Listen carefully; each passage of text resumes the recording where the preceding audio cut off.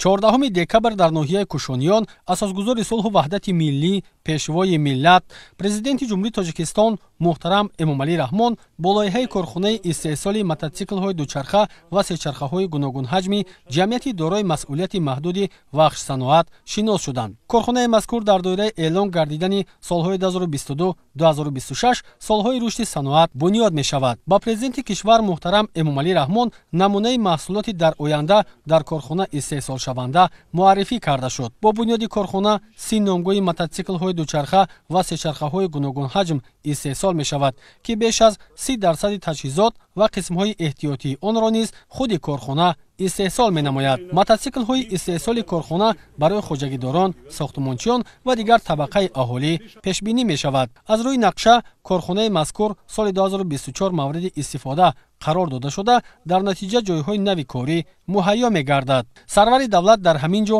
бо фаъолияти коргоҳи мевахушкунии кооперативи тиҷоратии беҳбудӣ тариқи навор шинос гардиданд. иқтидори истеҳсолии коргоҳи мазкур 120 тонна маҳсулот дар як солро ташкил намуда, дар он 30 нафар бо кори мавсимӣ таъмин мешаванд. Таҷҳизоти коргоҳ аз хориҷи кишвар ворид гардида, бо истифодаи он 20 намуди меваҷот хушконида мешавад. Технологияи муосири насб гардида имкон медиҳад, ки маҳсулоти тайёр бо сифат истеҳсол гардида барои содирот мутобиқ бошад. маҳсулоти хом аз ҷумла зардолу, олу, олуи сиёҳ, себ, нок, олуча, ангур, хурмо ва дигар меваҷот тариқи шартнома аз аҳолӣ харидорӣ мегардад. Бояд ёдовар шуд, ки таъсиси чунин коргоҳу корхонаҳои истеҳсолӣ дар самти татбиқи ҳадафи стратегии ҳукумати ҷумҳурии Тоҷикистон саноатикунонӣ бо суръати кишвар ва таъсиси ҷойҳои нави корӣ мусоидат менамояд.